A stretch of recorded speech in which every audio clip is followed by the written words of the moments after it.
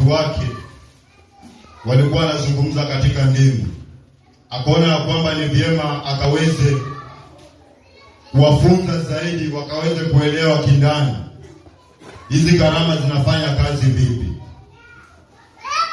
Na hapo mwanzo tumejifunza kwamba hizi karama mtu anapokea baada ya kuokoka, na Biblia ikafafanua zaidi ikasema kwamba hizi karama ni neema ambayo mtu anapokea kupitia kwa Roho Mtakatifu.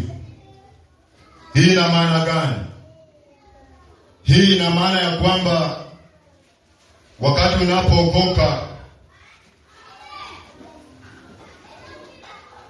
inabidi umlilie Mungu zaidi ili ukaweze kuwa na angaa hata karama moja.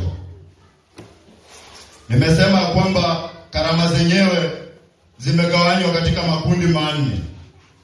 Kama una karama ya uimbaji na kuabudu, basi una karama ya uombezi. Na kama una karama ya uombezi, una karama ya utafsiri wa ndimi. Na kama una karama ya utafsiri wa ndimi, una karama ya uzungumzaji katika ndimi. Na kama hauna karama ya uzungumzaji katika ndimi, basi una karama ya kutofautisha hizo ndimi. Na kama hauna karama ya kutofautisha hizo ndimi, basi una karama ya hekima, ambayo ni karama ambayo inaweza kuleta suluhu katika kanisa wakati ambapo kanisa linapitia changamoto. Kwa hivyo wacha siku ya leo nikaweze kuwa ombi letu ya kwamba Mungu akaweze kuamsha karama alizotupa ndani yetu.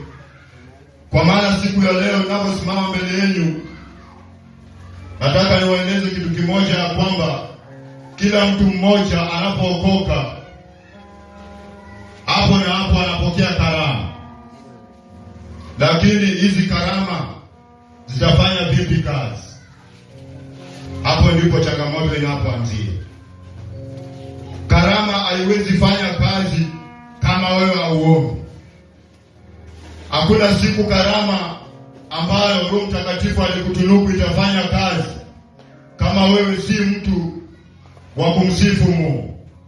Hakuna siku ambayo hiyo karama yako ya uimbaji uliopewa itaweza kung'aa na kujulikana katika mataifa na ulimwengu mzima kama basi wewe bado uko 50-50.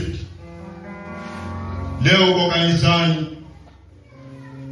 Jumapili ijayo unapatikana mahali ambapo sipo.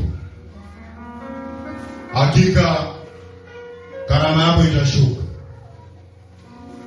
Na siku ya leo pia nataka niwaeleze ya kwamba tukaweze kumwomba Mungu zaidi na zaidi, hizo karama ambazo tunazo zikaweze kung'aa, zikaweze kukuwa ni karama za moto. Kuna wengine wana karama za uhubiri ndani hapa, lakini ile karama imefinyiliwa na mwovu shetani.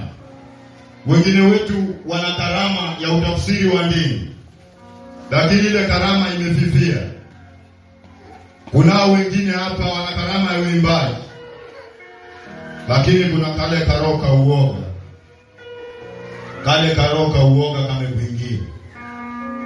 Unaona, ukifuata Nicodemus umwambie Nicodemus, naomba kujiunga na praise and worship, naona ni kama utakufa. Ama unasikia tu karoka na kuambia usiende, atakushughulia vipi?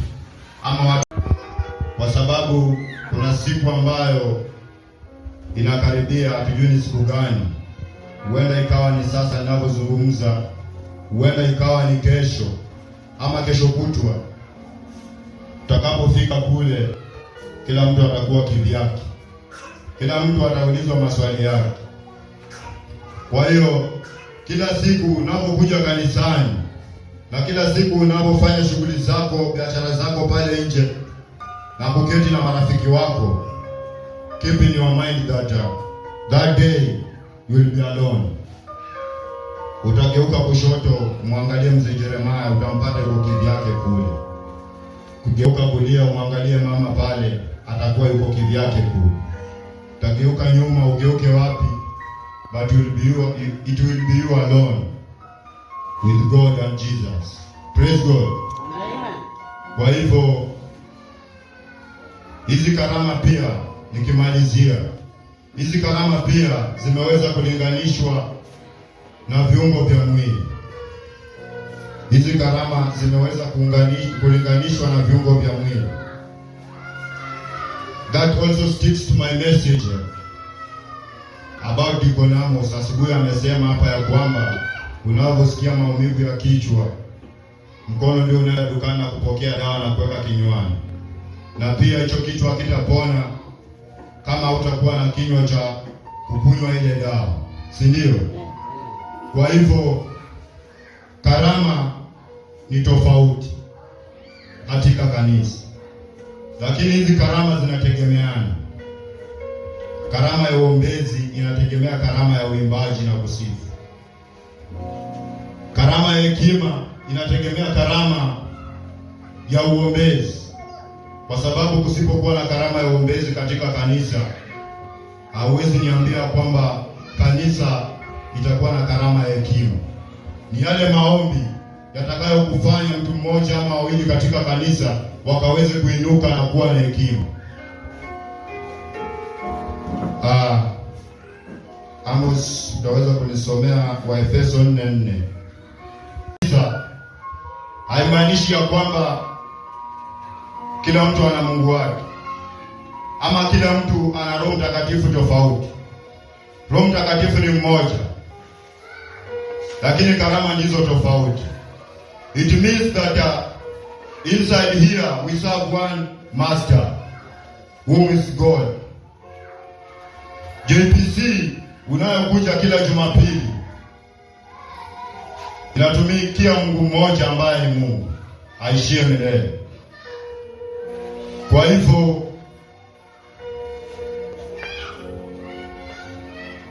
ukawa na karama ya uombezi, karama ya uponyaji,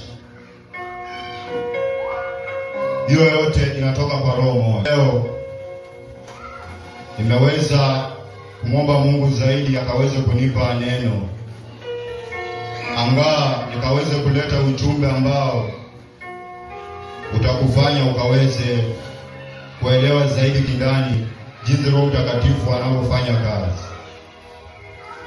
Tumeweza kupatiana maneno ya kutiana moyo. Tumeweza kupatiana maneno ambayo ni ya kuona viongozi ama mitume katika Biblia walivyofanya kazi zao. Lakini siku ya leo Mungu akaniambia kwamba nikaweze kuja na nikuelewesha kwamba anafanya vipi kazi katika watu wake. Anafanya vipi kazi katika watu wake. Siku ya leo utakaposimama pale, kaweze kuomba Mungu zaidi akaweze kukupa karama ya utambuzi, ambayo ni karama muhimu zaidi na ndio muhimu, ni ya msingi wa kanisa.